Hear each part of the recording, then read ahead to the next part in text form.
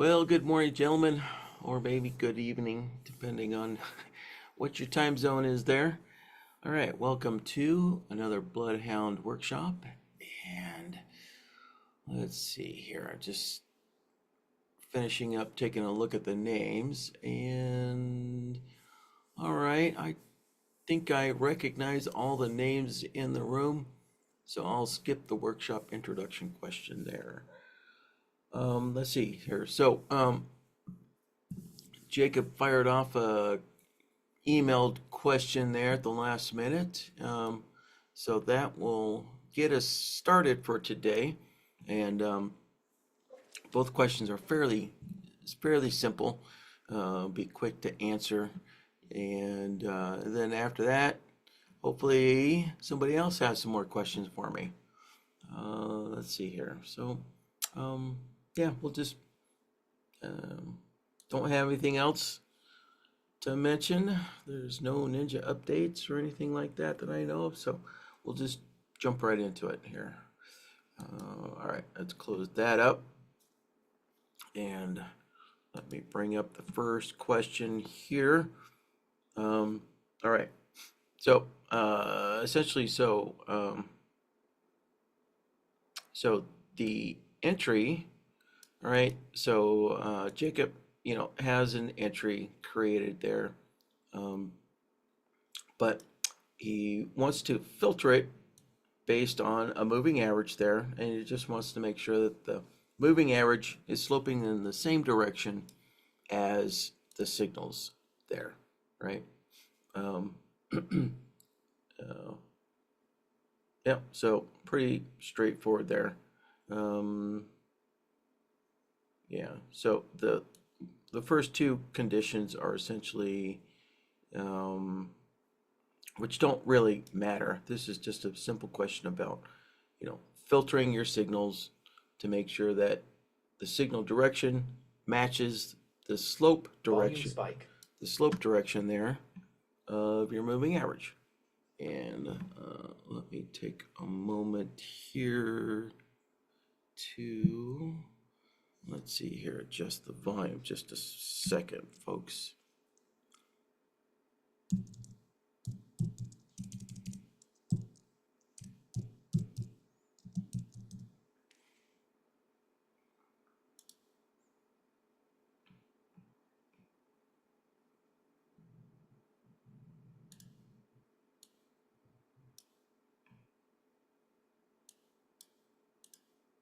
All right, hopefully the background noise there um, isn't too bad.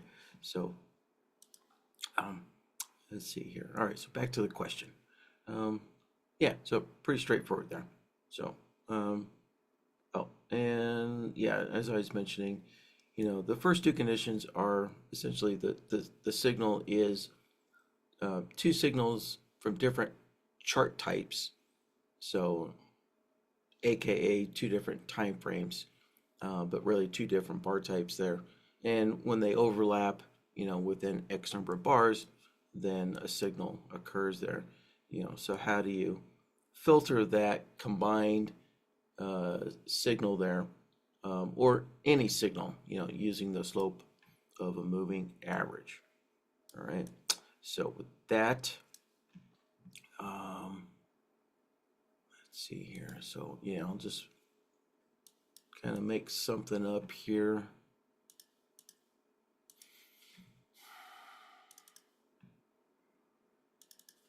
All right, we'll put an EMA 8 on the chart for sure. And then, all right, then I'm just going to add a MACD as well.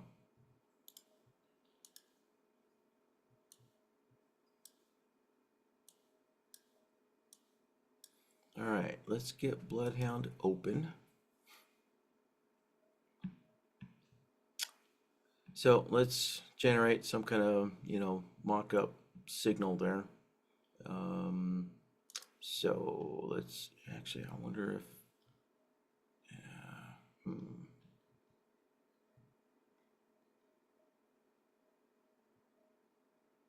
yeah, this MACD may not be such a good idea.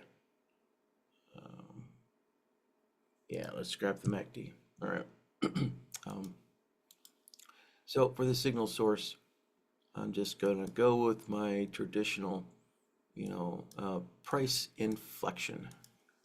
So that way we get lots of random signals.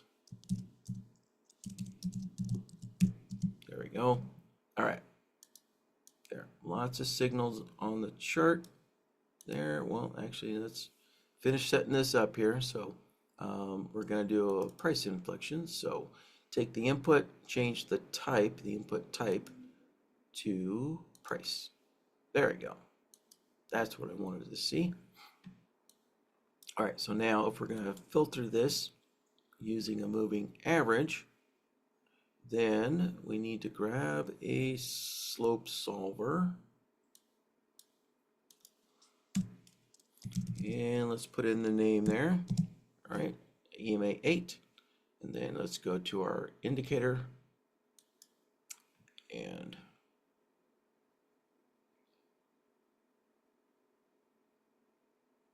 just give it a moment on its first opening. There we go.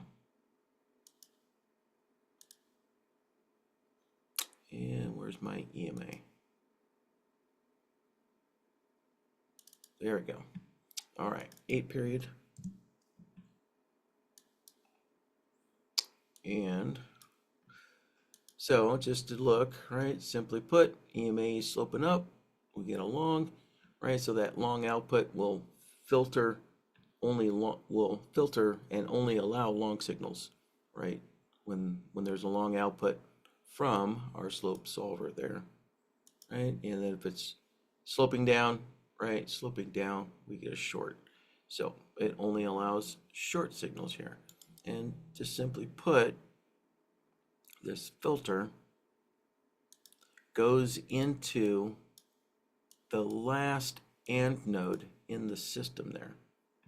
All right, so again, looking at, the question, the parts that we're not seeing here is that this signal is generated based on, two other signals, overlapping each other and occurring, within a couple of bars of each other, right? So that means that there's going to have to be an AND node here.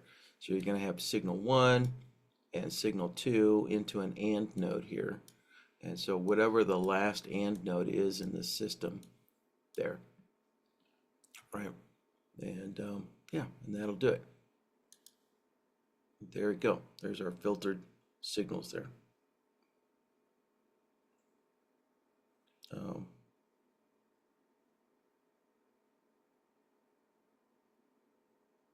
Now, just picking on the terminology here, because terminology is critical here. It says,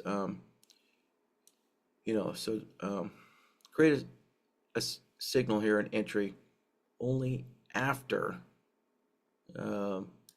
So,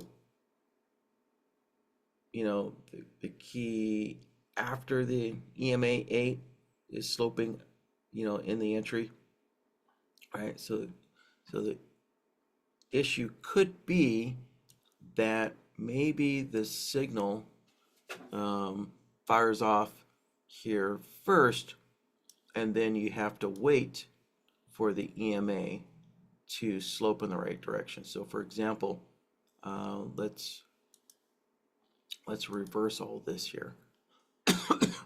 Well, yeah, you know what? I don't have a good signal source to do this. So I may not be able to actually demonstrate this question here. But let's see.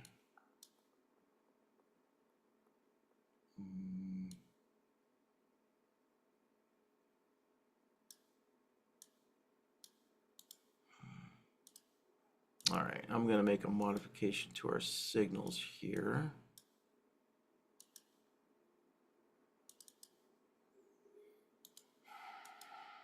I'm not sure if this is going to work, but we'll find out.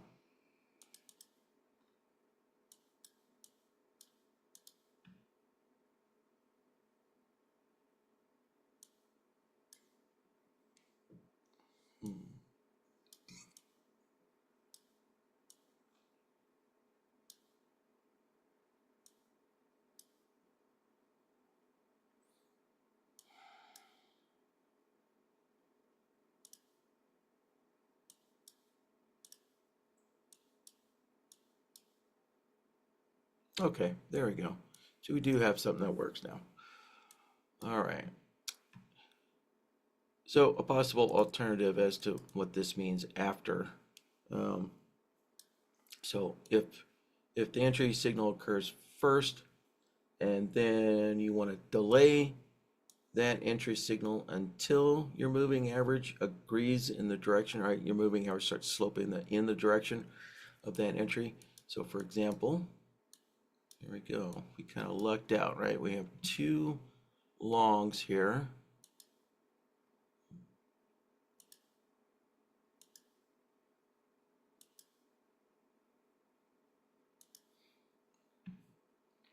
And, it would have been a little better if this long was gone, but um, it is what it is. So we have a long signal here, but you want to wait until the moving average slopes up, right? So, couple ways you can do that here. Probably the simplest way is use the signal extender, right? So I can plug that into a signal extender, right? And so now this long signal here, right? Right there's that long output, and now it's extended forward 5 bars, right? 1, 2, 3, 4, 5, right? And this long signal extended forward 5 bars there, right? Um, right, the default is 5 there. So you can just figure out, okay, what is the maximum number of bars, that a signal could possibly be good for, so you know, uh, obviously there's always limits as to when a charting condition, how long is that charting condition good for here, right? So how long are these signals good for there? So you just kind of figure that out, put in the number of bars there, and so that establishes a maximum, length in bars it's good for there. And then also you have the option that if some other condition comes along on the chart, you can use the reset connection and cancel that signal, right? You can cancel the possibility of this signal, getting through, um, once the slope, is in the right direction there. So you can turn those signal extensions off there. So, and actually, I'm going to do this right now. I'm going to use the input signal here to, and not input signal, but input opposite signal. There we go. Yeah, there we go. Right, so we had that short signal here, and then when the opposite signal comes in, right, that long signal, right, we can see it turned off the short signals there. So with that, if we connect that in, and there we go. So now we have our signals afterwards. So the signal's there, but the EMA doesn't slope upward until a bar later, and then we get our signals, right? And then the next step is to be, well, how do we clean this up? There's a couple ways. So I think probably, yeah, they're both just as simple. One way we could do it, we could use a signal blocker and put a signal blocker at the end there, connect that in, and there we go. So a signal blocker cleaned it up. Or alternatively, we could use this, right, this condition to reset our signal extender.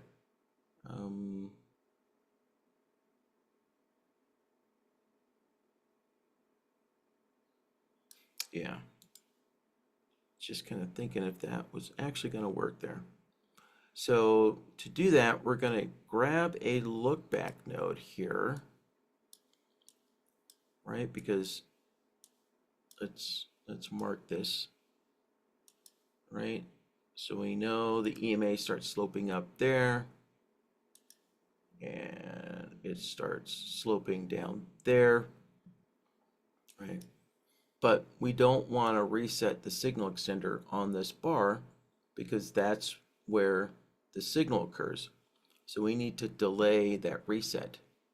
So if I connect it into the look back here, and by default, the look back has the displacement set to 1.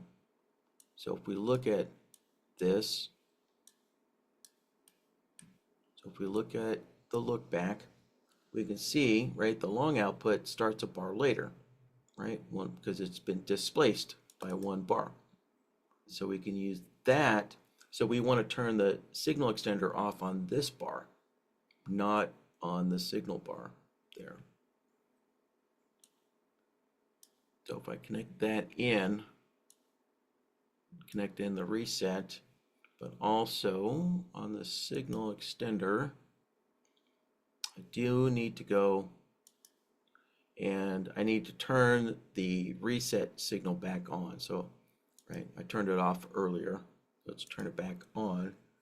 And there we go. So now the signal extender, right, was only extending for 1 bar, right? So that's the signal, and this is the signal extender. All right, so let's take a look at the signal there, right? So that's the signal. And then the second bar, right, or all of these other bars afterwards, those are the extension there. And then it turns off. So now, when we look at the last AND node, there we go. Now we have just one clean signal there because the signal extender got turned off. So, yeah. So yeah, a couple of ways to kind of slice and dice this question there. Yeah. And then there's even a third option. So, you know, quite often there is multiple ways to do something within Bloodhound. And so I'm not going to get into this one, but is a third option here. Actually, sorry, this would be a second option. So what I didn't mention here is, right, I went straight for the signal extender to extend the signal forward in time. You could also just use a dummy look back. So if we use the look back, turn the displacement off, and just, right, do a look back of 5, and then the mode is going to be max. And if we look at that, right, we can see we get the same thing as what that signal extender did, right? So this short was extended for, actually, it was extended for 4 bars. So, you know, because this is not a signal extender, so this actually includes the signal bar here. But we can see the long, right, lasted for 5 bars. All right, both these long. But the look back doesn't have a reset connector, right? It's just a simple, you know, used for displacement, you know, where you can look back X number of bars and grab the maximum value or the minimum value of, you know, so many bars back there, you know. So that's kind of that would be the secondary option there, the look back. And the third option would be the toggle node. So the toggle node is more difficult here because the toggle node doesn't turn off. You actually, if you're going to use the toggle node, you have to use the reset. So you have to force the toggle node back off there. But the toggle node, essentially, it stays on indefinitely until you turn it off. So in some situations, you may not know like how long you really need to extend a signal for, right? Something could last a very, very long time.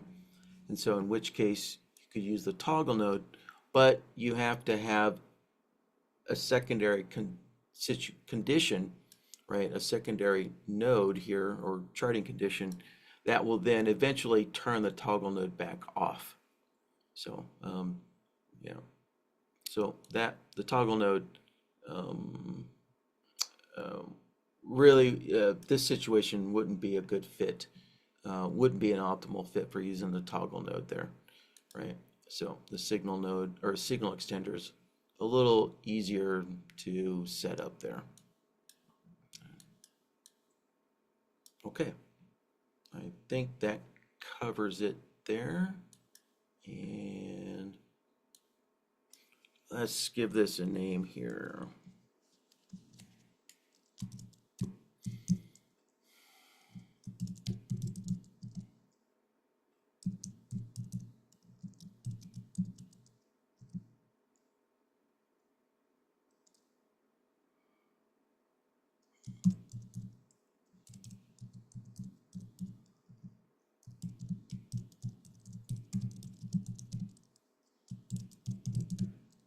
All right, well, that's a bit of a long name, but let's see. All right, just give this a name here. There we go. All right, let me look at the Q&A window here and see if there's any follow-ups. And, well, it looks like Doug has a question.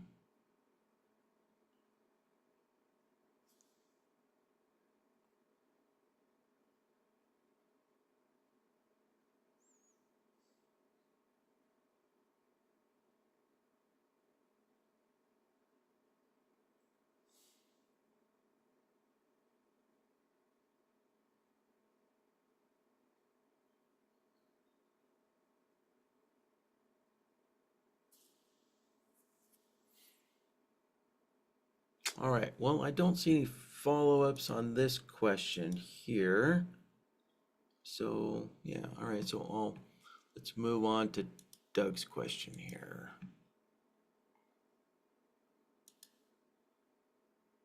Oh, and look at that. Haven't put a file name in yet. So, yeah, let's create today's file name. And the 7th. Lucky number 7 today. All right. All right, so let's see what. So Doug has a question about, yeah, cleaning up his Bloodhound system there. Um,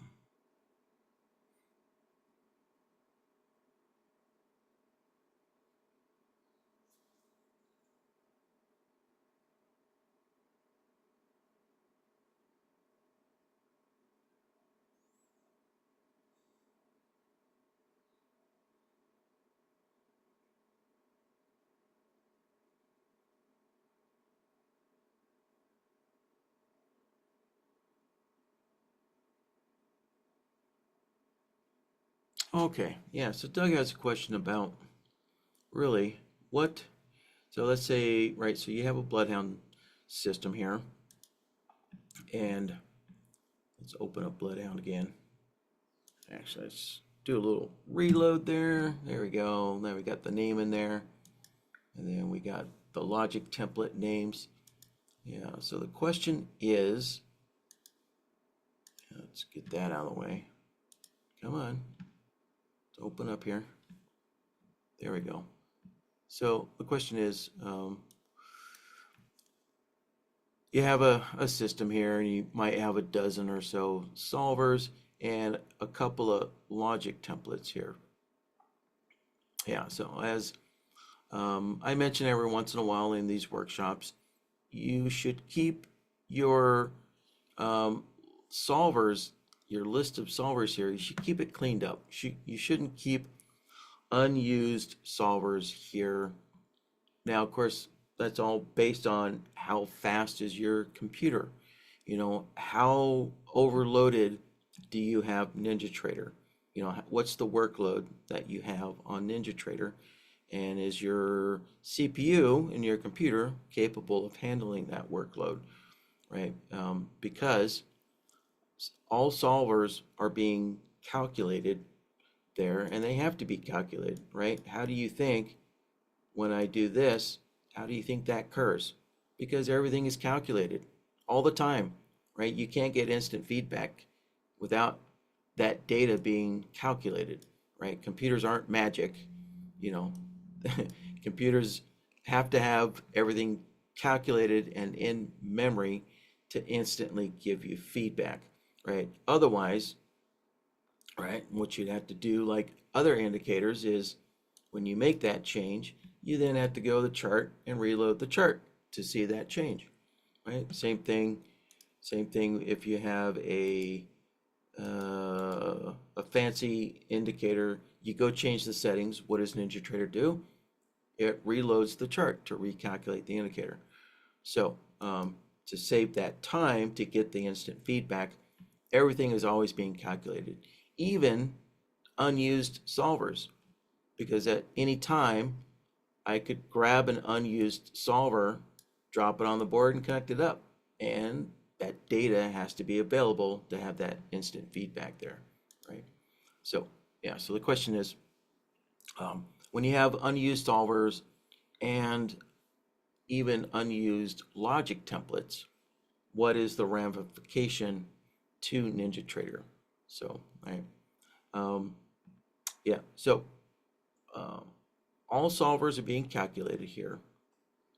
Now as far as the logic templates here, so Bloodhound does have a simple kind of memory saving, what, trying to think of the right term, memory saving um, um, scenario built into Bloodhound there, where when you load a template into Bloodhound for the very first time, only that logic template is being calculated. So the other logic templates are not being calculated, but all the solvers are being calculated there. So that way, when you switch to another logic template, it will be calculated on the fly there. And now Bloodhound is calculating both logic templates because you've selected them on the chart. You viewed them there, right? So only the logic templates that have been viewed, or selected on the chart, those are the ones being calculated, and all the others are not being calculated, right? Not until you actually select it. So, yeah, so that does save a little bit of memory and calculation there. But again, once you have selected a logic template and viewed it on a chart, it's being calculated constantly all the time, right? Now, that's only for Bloodhound on the chart. It's different when Bloodhound runs inside of Blackbird. So when Bloodhound's running inside of Blackbird, you can't have that delay when you're trading there.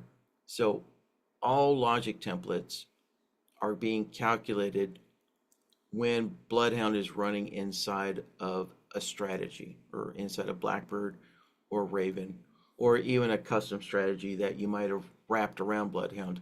Yeah, Bloodhound knows that it needs to calculate every logic template so that there is no delay when you switch logic templates for Blackbird. So that way Blackbird can fire off that signal immediately if there is one, as soon as you switch to to another, or a different logic template there, right?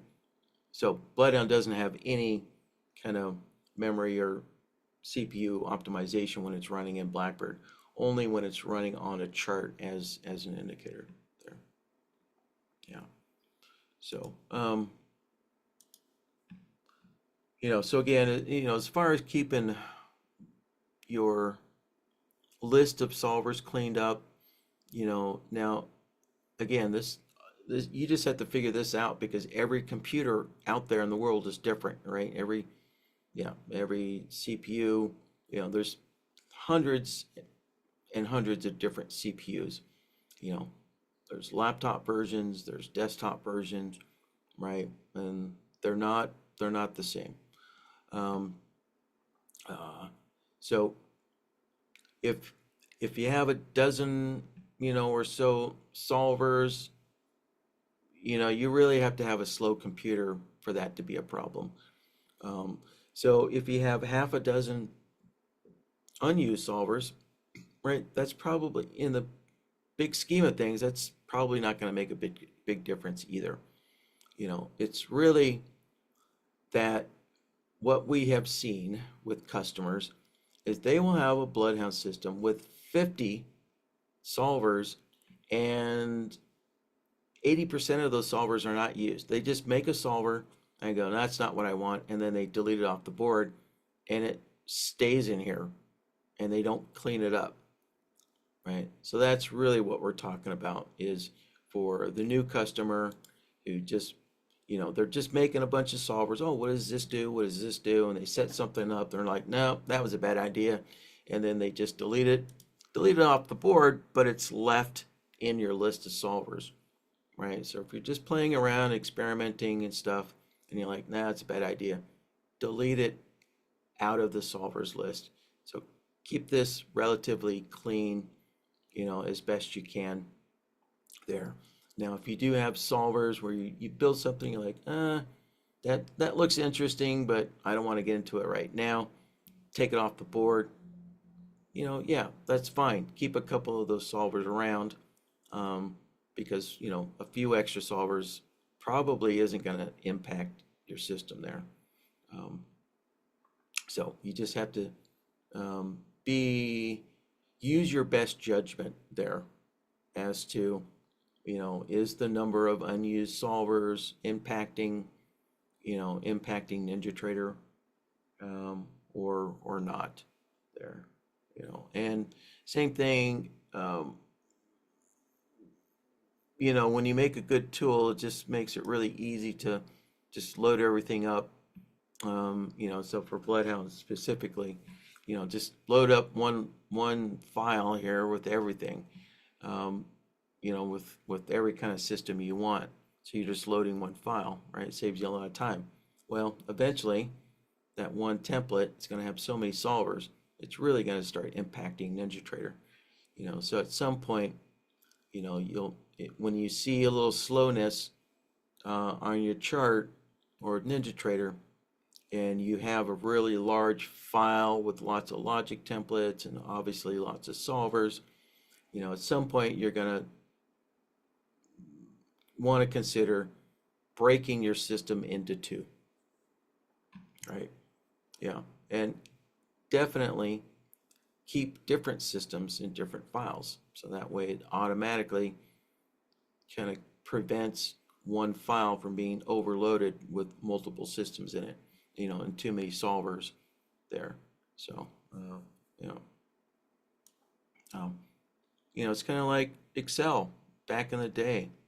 If anybody had like a Pentium computer and had Excel, that had a couple of pages of calculations, every time he added a new page to Excel, Excel got a little slower and a little slower and a little slower, right? That's how computers work. Same with NinjaTrader. If you go to NinjaTrader's documentation, they warn you about having too many workspaces open. NinjaTrader implemented has implemented some what code to try and minimize unused open workspaces, but they still, the data coming in, there's still work being done. Yeah. So, anyways, all right. I think that hopefully covers your question there, Doug, and a little extra. So, and all right, let's see here. All right, Jacob's asking, all right, how do I get a copy of this logic template? As usual, Jacob, just email support.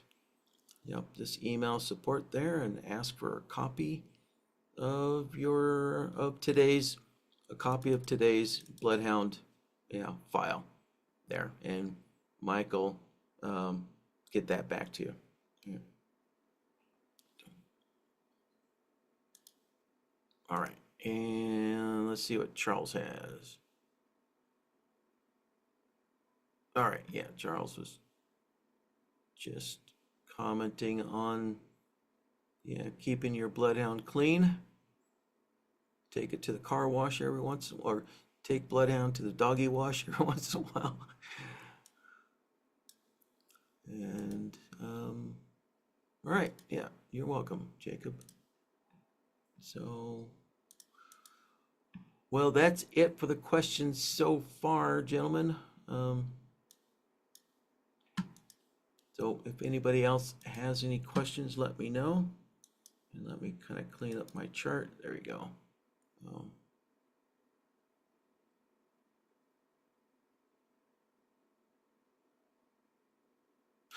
Um, yeah, thanks. Thanks there. Actually, geez. All right, I kind of kept this out of view here. Yeah, so actually Jacob had a secondary question here. Um, so how do you um, manually turn Blackbird on and off? Yeah, pretty simple. So let's go to the documentation here. So all right, so I'm on one of the documentation pages here.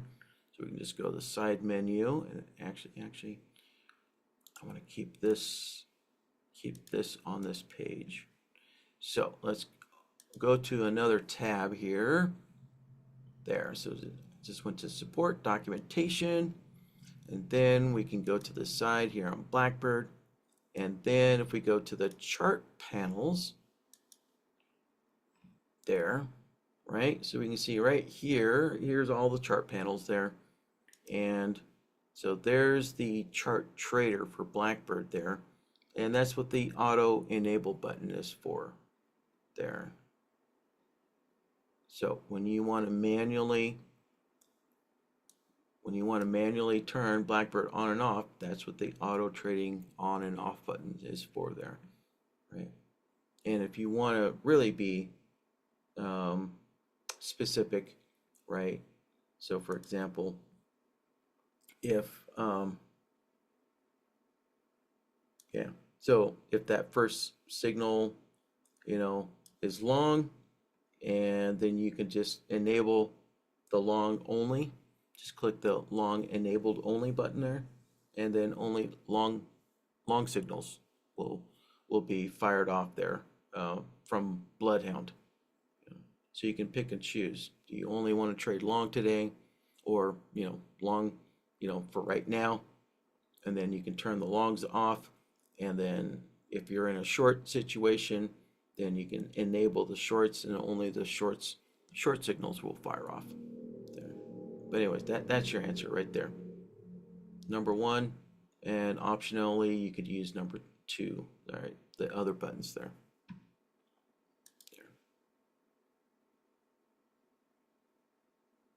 All right, so I think that is what you're asking there, Jacob. If not, yeah, once you kind of clarify your question there for me, and we'll revisit it again there. Okay. All right, looks like Doug might have another question here.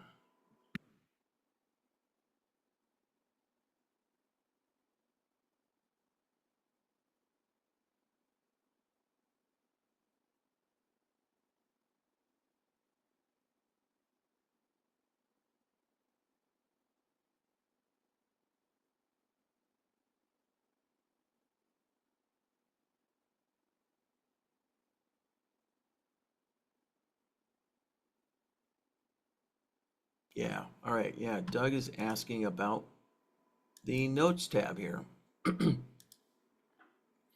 Yeah, so we have add text, so you can add text to, right, to the logic board, so you can write yourself notes here, right? So for example, you really wanted to get fancy, you could circle some nodes like that, write a little text there so you know what those nodes are doing, so on and so forth, or just kind of create a general explanation here. But then we also have the, I never get asked about it, and um, is it on the main? Yep, there we go. It's on the main menu tab, and we have notes. So that actually adds a logic template that has a more robust editor. Yeah, so Doug is asking, how do you turn it off? Yeah, that's a little bug in Bloodhound where it doesn't actually turn off. It doesn't toggle off. Not anymore. So not sure what happened there. Used to be able to just toggle it on and off and it would go away, but it doesn't do that anymore. There.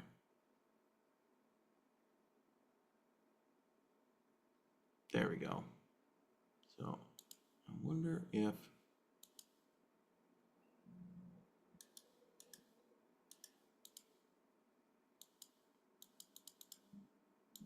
yeah, so you can't right click on it.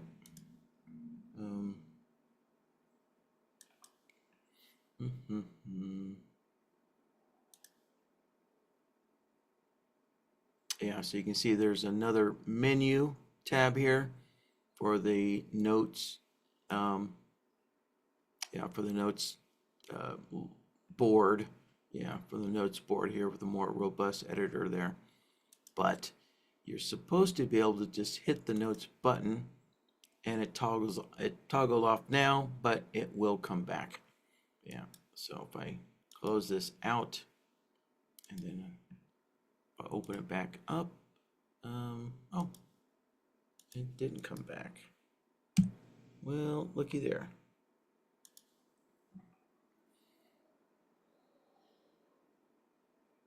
Yeah, okay, there it is. Now it's back.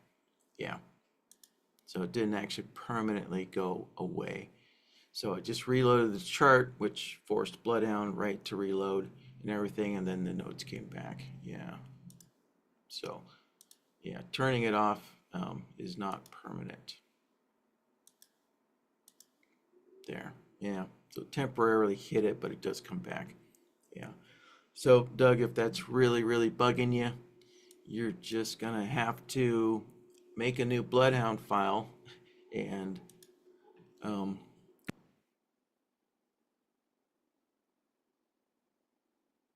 make a new Bloodhound file, and just copy all your nodes, you know, from the original and copy it into the new one that doesn't have that notes tab in it.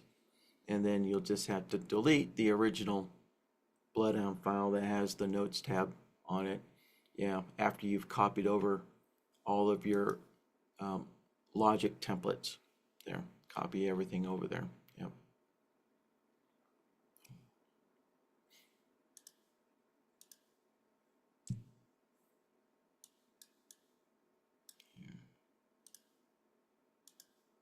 And all right, yeah, like if that ever happens, you can see right there it just says please reload.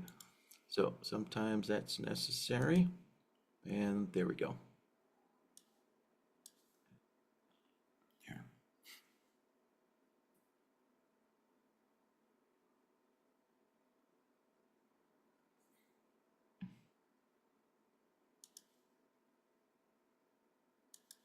Let's see. No, Doug, it wasn't you. It was some kind of weird thing that creeped in a while back because, yeah, that notes tab used to turn off. So, way back in the day. So, it's weird how things like that happen. All right, let's see. Moving on here. Let's see what Barry has.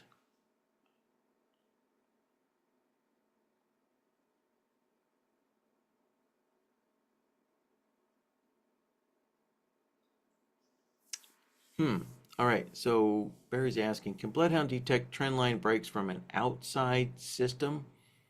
No. It sounds like you need an API to do that. So you would have to take, hopefully this outside system has an API that can send an alert, right, through the API, and then you have to write an API in NinjaTrader to receive that signal, right, and write that API into an indicator, and then have that indicator, output, some kind of value, like a positive one when a trend line is broken to the upside, and or a negative one when the trend line breaks to the downside, and then Bloodhound can read that signal there, or read that indicator, I should say. Yeah. So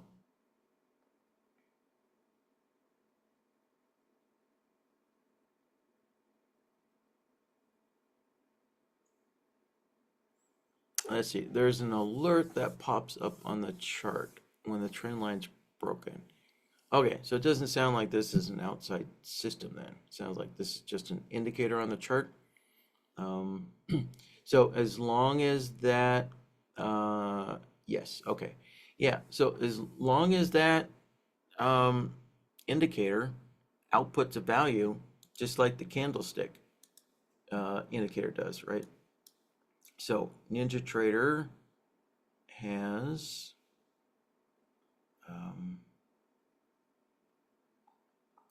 right, NinjaTrader has a candlestick pattern indicator, right? And this indicator, when right, whenever, so whatever pattern you're looking for, when that is found, the indicator outputs a positive one, letting you know that this candlestick was found. So even supposedly short candlesticks here, the indicator still outputs a positive one there. So just a little side note there. So for example, a shooting star, if I remember correctly, is a short, a potentially short candlestick pattern, but that outputs a positive one from the indicator. Yeah, so whatever, and actually NinjaTrader does have, let's remove that, does have the trend line, built-in trend line indicator.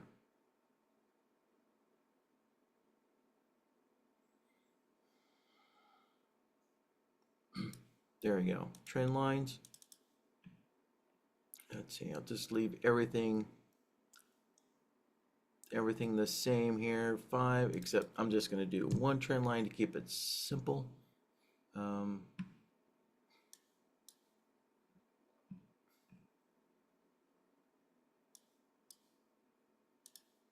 Let's see, there we go. So NinjaTrader did update this indicator to output a value when the trend line is broken there. So you can actually, so this indicator is now, has something that can be read now. Back years ago when this indicator first came out, it didn't have any output. So you couldn't use it in a system there to generate a signal. So, so for that, we're going to use the threshold solver there. And so let's put our trend line indicator in here.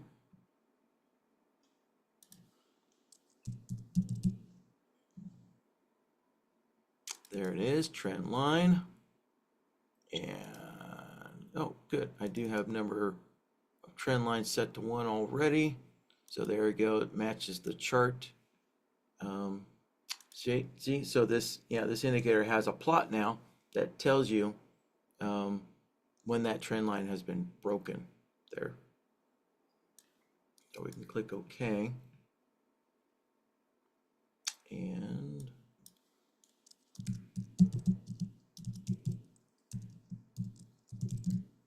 yeah.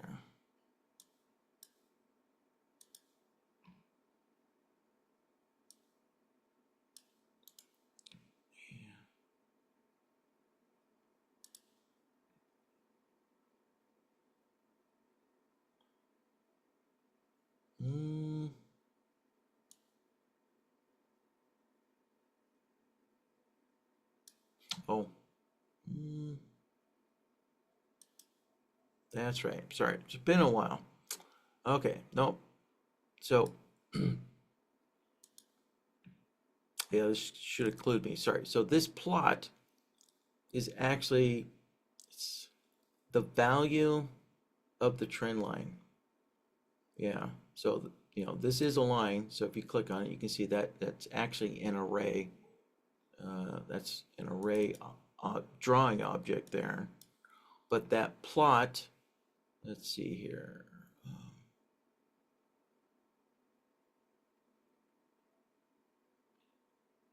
Yeah, it doesn't actually tell you what the object is, but it's a ray object there. But the good thing here is that um, this plot contains the price value of that ray going forward. So, what we can do actually is, sorry, so not the threshold solver. So let's delete that and keep our Bloodhound system clean. Right, I should follow my own advice, right? Um, and instead, we're gonna grab a comparison solver. There we go. So,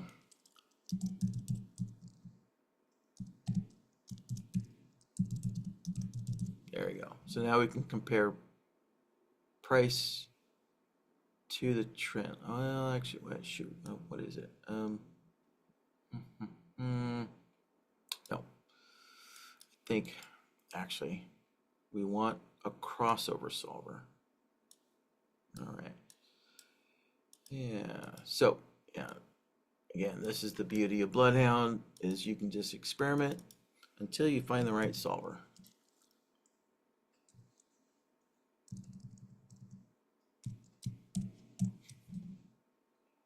All right.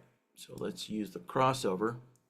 Okay, so input A is going to be price, right? So we'll just go with the closing price of the bar, and then input B. Let's open this up a little bit more. There, input B, that will be the trend line indicator.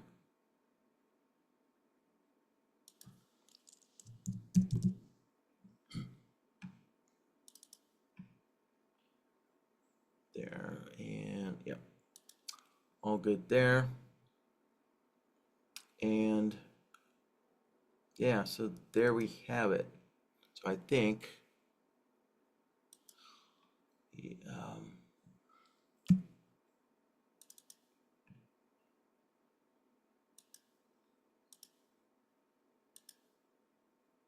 yeah, I want to get those other, come on Ninja, there we go. So I want to be able to see,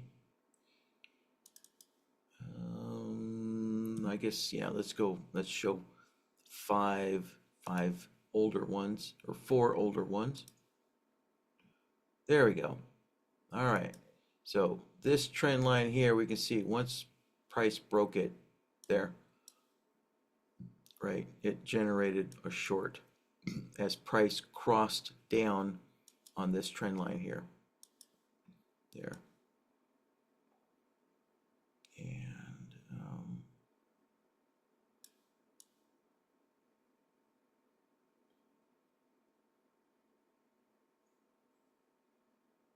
yeah, it can be a challenge to kind of figure out and analyze this historically because you don't know exactly when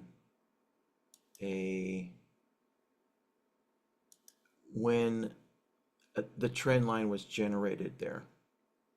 Yeah, like I would assume this was the first one generated, but out of these two, I guess, yeah, that probably is the second one from there to there. And no, actually, this would be the second one from there to there. Yeah, so we can see this one never got broke. And then I think this one was generated, that one to that one. But in any case, there you go. The crossover solver there. And so let's see here. Yeah, so I think this was the third one there. So that third one did get broken, right? Crossed down, and there's a short. And then this would have been the fourth one. And of course, price never broke up. So now we're on the current one, which is the fifth one here. Yeah, waiting for that. There. So there's the simple answer there. So as long as whatever this trend line is that you're using, if it plots the price value of that trend line, right, bar by bar by bar, then you can just plug that indicator into a crossover solver. So we can see right here, right, this is a crossover solver, where this one is a comparison solver there. So let's get rid of that. Let's see, is that the comparison? Yeah, that's the comparison. I'm going to clear that one out. There. Yeah. So you can just input A, plug in whatever price you want. So maybe instead of the close, you just want to know if the high crossed that trend line or the low crossed that trend line. You could plug in the high and the low in there instead of the closing price. And then input B is going to be that trend line indicator there.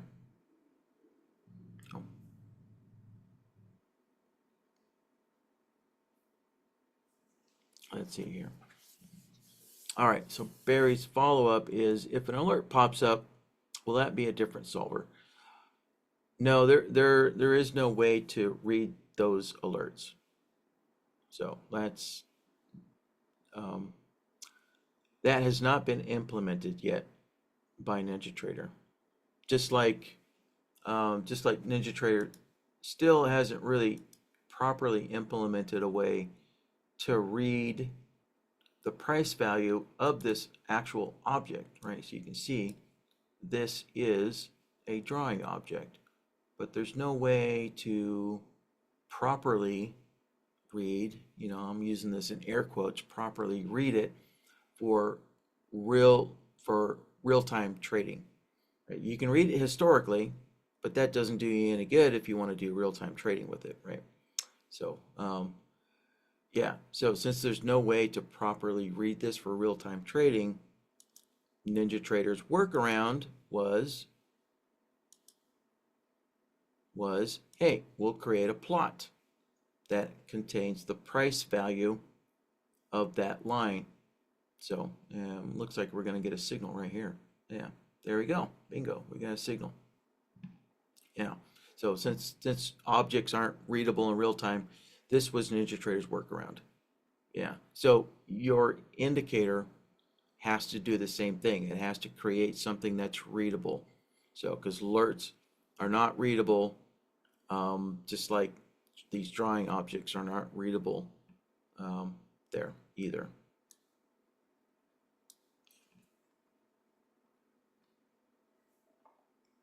And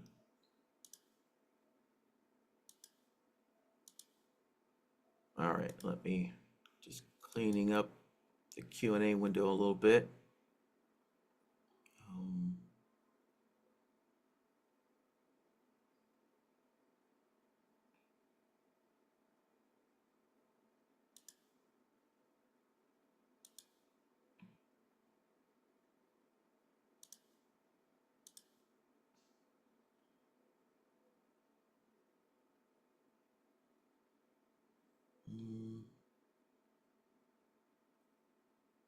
All right, yeah, I think my guess is, I think we've covered everything there for Barry. Yeah. So, yeah, just some side notes here. My guess is hopefully NinjaTrader 9 will implement event handlers. That's the technical programming name. Create event handlers, so that way these drawing objects will be readable in real time, and alerts will be readable in real time as well. But that's up to. But NinjaTrader has to create that pipeline so to speak, so that indicators like Bloodhound or a strategy, so that strategies can hook into these objects and know when something happens, when, so that they can hook in and read when an alert fires off in real time or when an object is drawn in real time. There. Yeah. All right. Let's see here. All right. So let's see what Jacob has here.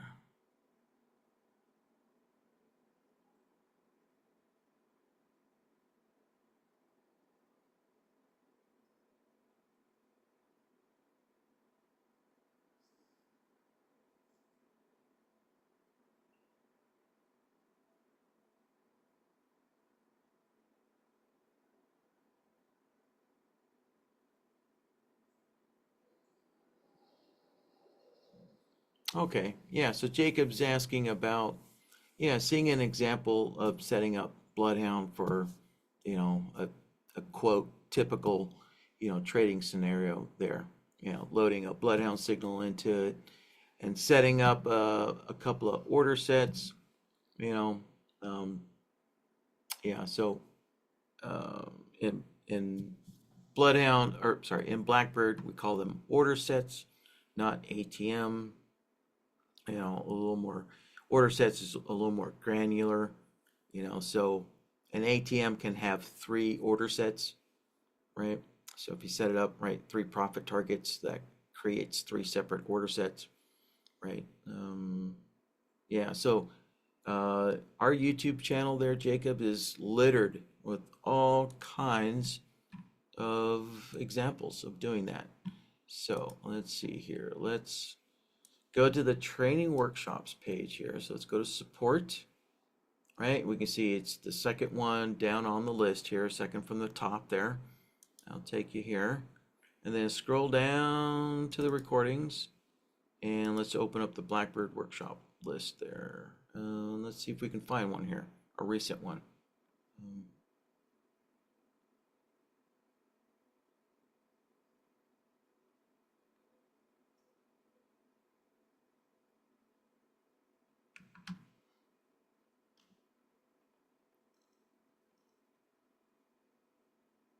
There you go.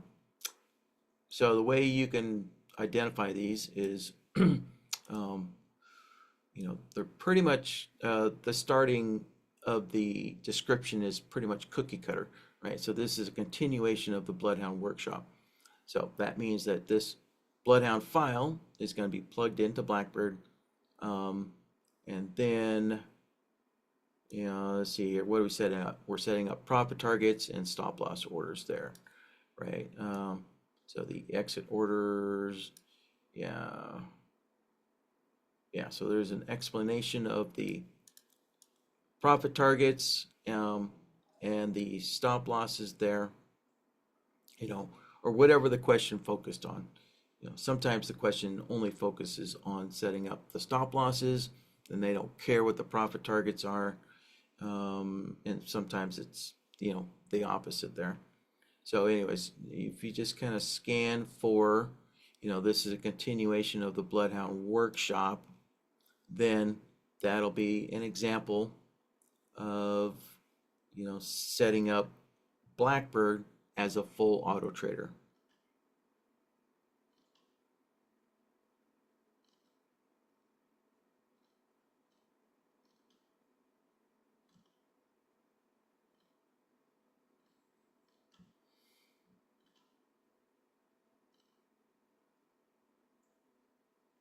Here we go. Here's another one. February 2 years ago.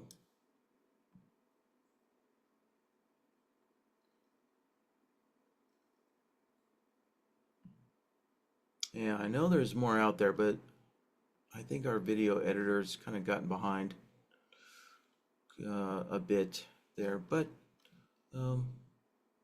yeah, so there you go. There's a couple right there.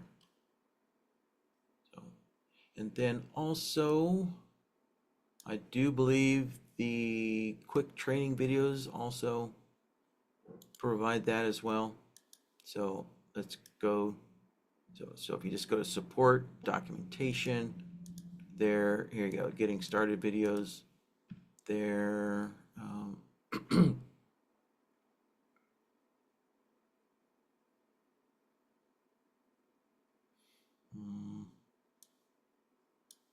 Yeah, so I think the first Blackbird video there will show you how to plug in your Bloodhound signals there, and then an introduction to setting up training rules there for your stop loss there, setting up exit signals right within Blackbird.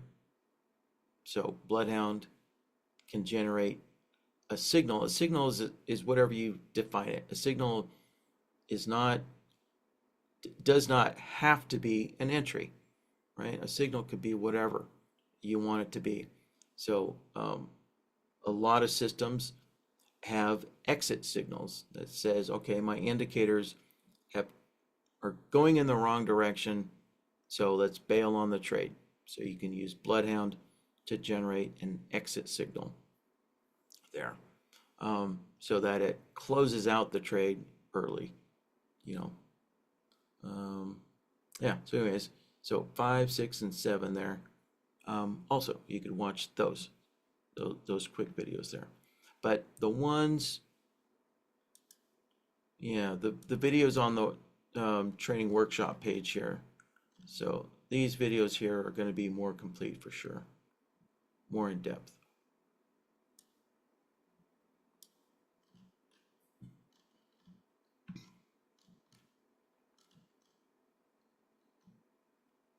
Let's see, here we go. So here's the first one, May 9th, last year is that first one there.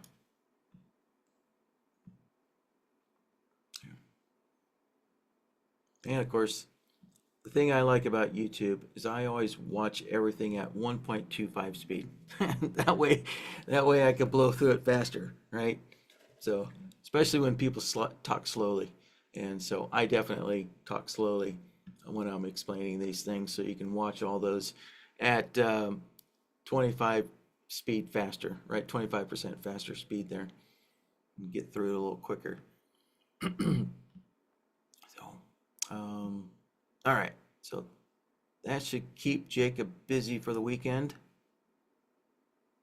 But again, if you have, if you get your homework done tonight and you have more follow-up questions, then yeah, I'll see you in tomorrow's Bloodhound workshop, and we can get more specific. So, yeah, being the Bloodhound workshop, I don't actually open up Blackbird, but of course I will point people in the right direction for sure, in the Bloodhound workshop as to where they should go, to get their Blackbird answers. But I don't actually load up Blackbird. I don't want, I don't want to cross-contaminate the two workshops there. So, let's see here.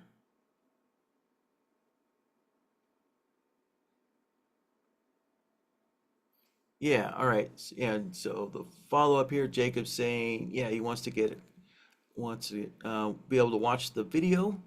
Yeah, so again, just same thing, email support and ask for today's workshop video to be uploaded to, so here's the key, is ask them to upload it to the Shark Indicators Raw channel here, to upload today's video here.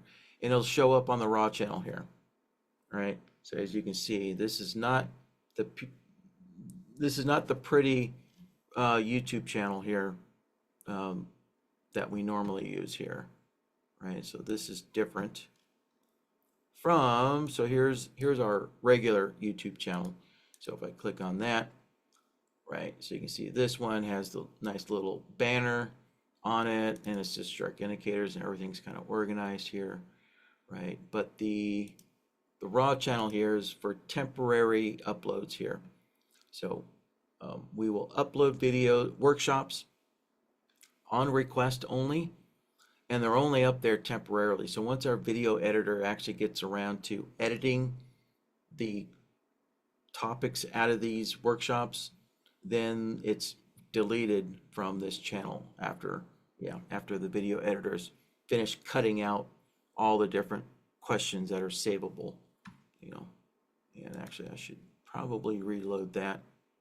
Yeah. So let's see here. Yeah, so there's all the recent ones that people have asked to be uploaded there. You know, it's not everyone, but only ones that people email and ask us to upload there. Yeah, and there's Blackbird. Yeah. All right, so there you go. Once again, just email support for that, Jacob. All right.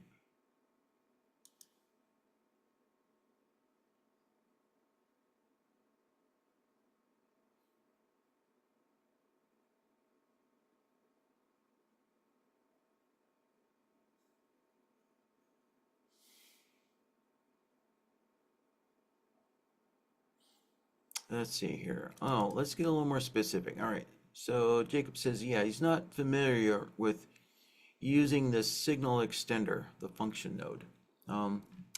Yeah, so definitely, let's see here. All right. So let's go to support documentation there, and then on the side menu, oh, not Blackbird, Bloodhound. On the side menu here, we can see right here's the solvers, all the solvers here, right? The inflection, there's the slope, there's the comparison, crossover, right? All the ones we've used. Here's the logic nodes, you know, the AND node, OR node, what's the ratio do? How does the additive work? You know, what's an XOR node? And then the function nodes. So, signal extender. There we go. So, signal extender, right? Just a brief, simple explanation there. And then, more importantly, the video. There you go. So there's a video specific to the signal extender. And sometimes these pages sometimes will have sample videos every once in a while. So yeah, you know, if I'm really paying attention there, sometimes when a question comes in for these workshops, I'll remember that, oh, you know what, this topic actually would be a good sample video to put on one of the documentation pages there, right? So there we go. Yeah, so again, under Bloodhound, logic, yeah. So here's all the function nodes, you know, so if you have, so your next follow-up question is, well, how does this signal blocker work? So there you go. You can just go to the signal blocker there and watch the video all the way at the bottom. There you go. So there's the tutorial video right there for that. Yep, and there you go. Even that one kind of has a little sample video there. Yeah. And then everything lowers for Bloodhound version 1. I don't think anybody's on Bloodhound version 1 because I don't think NinjaTrader 7 even works anymore, but yeah. Okay. So, all right, Jacob, you keep asking questions. You're going to keep getting assigned more and more homework. So, all right. Let's see here. Yeah. All right. And again, yeah, don't forget if you get through watching that Blackbird video and you have follow-up questions, yeah, then I'll see you in tomorrow's workshop and we can get those all answered there for you. So, yeah.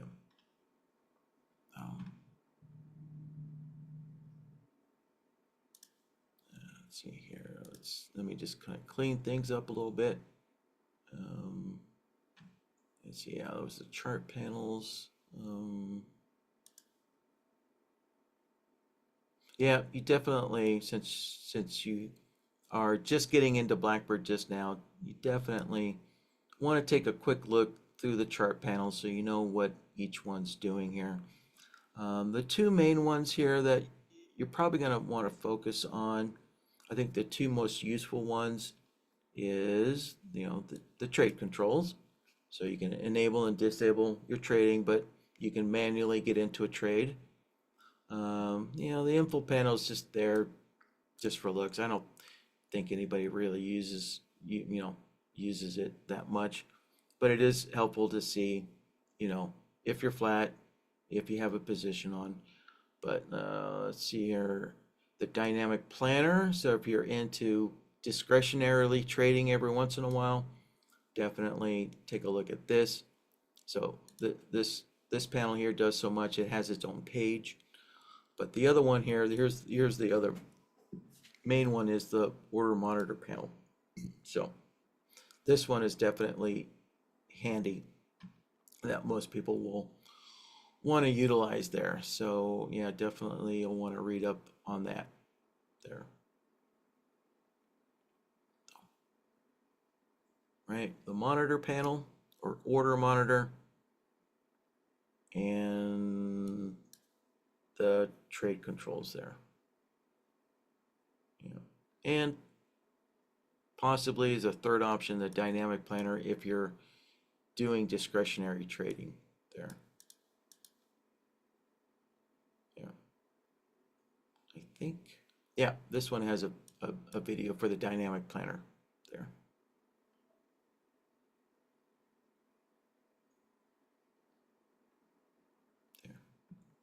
Okay.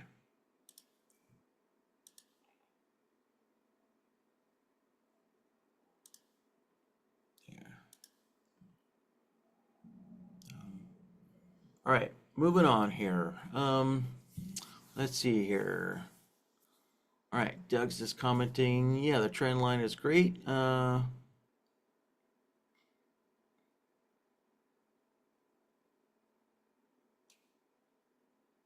Yeah, so can I do another crossover example of the linear regression? Yeah. Let's see here.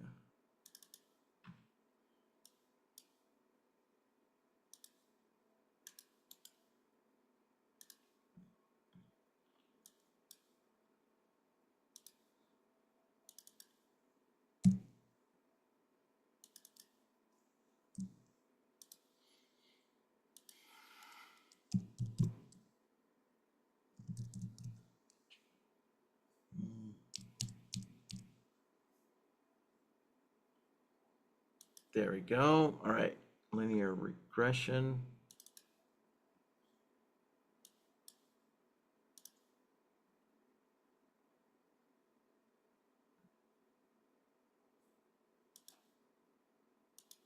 All right, let's make that a little more visible here.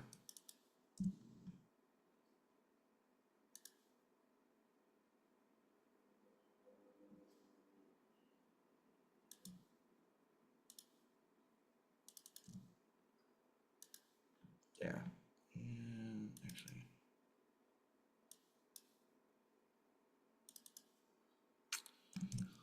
yeah, let me slow that down a little bit. There.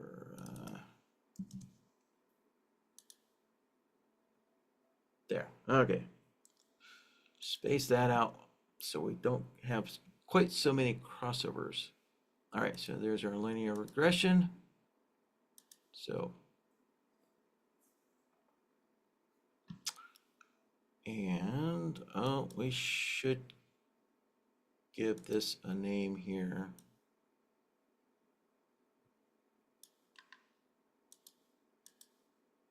All right, let's name that logic template.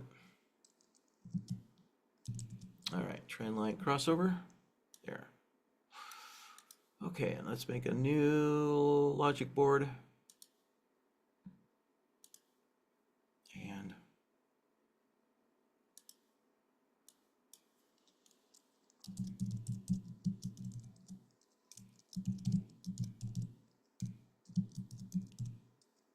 there you go. All right, so let's add a crossover solver.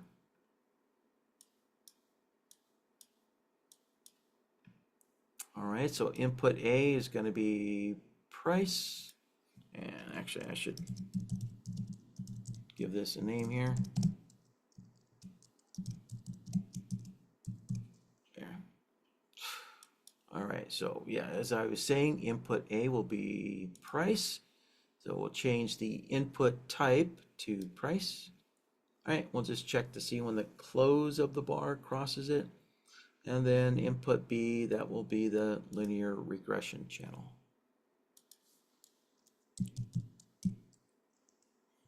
Let's see if adding the period, that's what I did wrong the first time. Just needed to add that period. All right.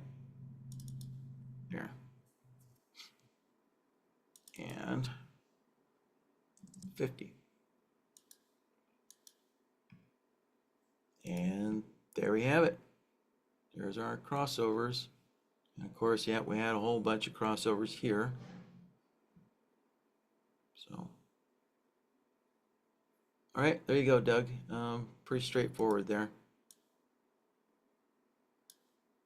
Right, you can just plug in whatever indicator you want and see if price crosses it with the crossover solver. Yep.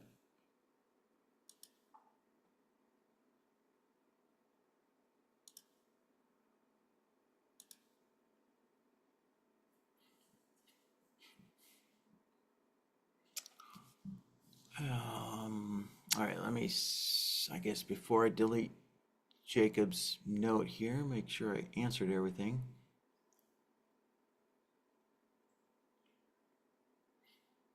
Let's see here. Yeah, so I didn't actually get to the last sentence there. Yeah, so Jacob was asking when he requests the Bloodhound file, will he get the video? No, you have to be specific there, and you know, Mike will only answer what you ask. Yeah, so if you want both, you know, be specific and ask for the Bloodhound file and ask for the video to be uploaded there. Yeah.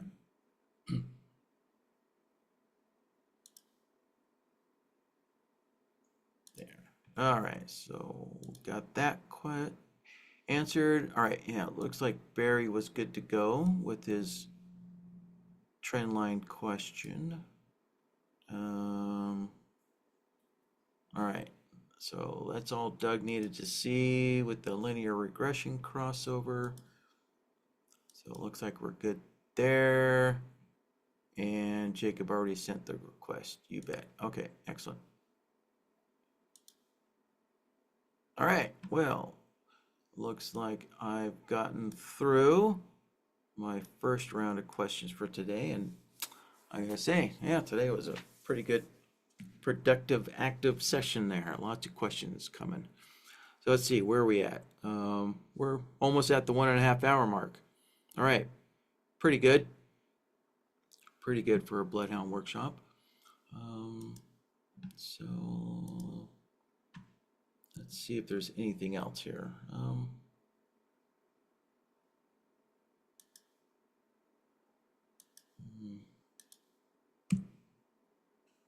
There we go. Yeah, so just keep in mind, sometimes you do have to reload the chart in order for the logic template names to take effect. So sometimes Bloodhound can get them in there, but sometimes Ninja does require a reload to update those logic template names. So,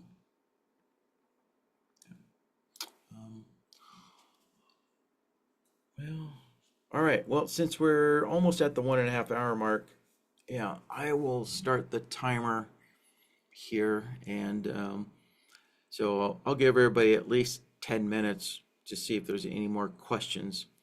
But if I don't see any more questions in the next 10 minutes, then I'll just assume we're done for the day and wrap it up. But as long as questions keep coming in, guys, then the workshop will stay open as long as necessary to get those questions answered. And I guess, yeah, there's more people in the room, so let me see if there's anybody new here that I don't recognize. Actually, possibly, yeah, there's a name here that I'm not sure of. So since I don't have any more questions to answer, yeah, let me ask if there's anybody who's new to these workshops or fairly new to these workshops. And the question is, would you like to hear the workshop introduction? All right. So the workshop introduction is I'll explain what we do in these workshops and more importantly, what I do not do in these workshops. Then secondly, I'll explain how the recordings work. So this would be a fuller explanation, to Jacob's question about how do I get the recordings. Yeah, so I'll explain how the recordings work. And then thirdly, the last question is I'll explain what custom indicators I can install into my machine in case you do have a question about using a custom indicator. So, I'll explain what I can install and what I will not install. Yeah, so if anybody would like to hear that workshop introduction, let me know. And yeah, I'll get that done for you. So in the meantime, while I'm waiting for some more questions to come in or waiting for that 10-minute window of no questions, yeah, so in the meantime, I'm just going to mute my microphone so I can drink my coffee and you guys don't have to hear me slurp. So, all right, guys. So again, if you got questions, keep them coming. So the workshop will stay open, until I get your guys' questions answered there.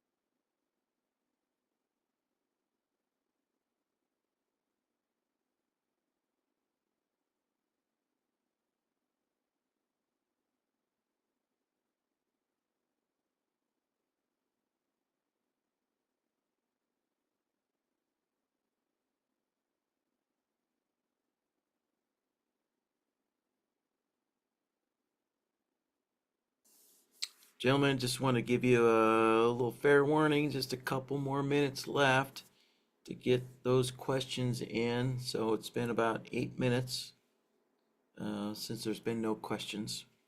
So I'll hang around for about 2 more minutes. And if no more questions coming in, then I'll wrap it up.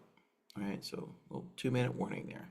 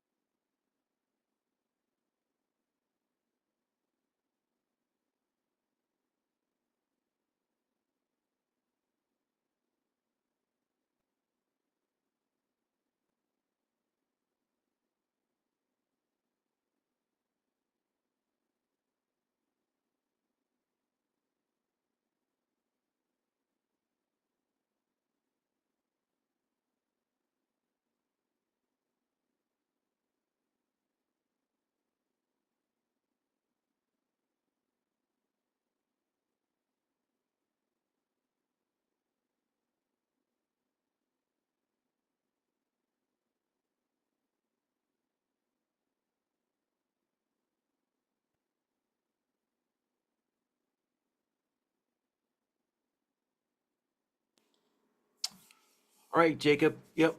To do your homework tonight. Right, right. All right. Yep. Have a good evening, gentlemen, and I'll see some of you in tomorrow's Blackbird workshop for sure. All right, guys. So with that, have a good rest of your day, and I'll see you next time. All right. Bye bye, guys.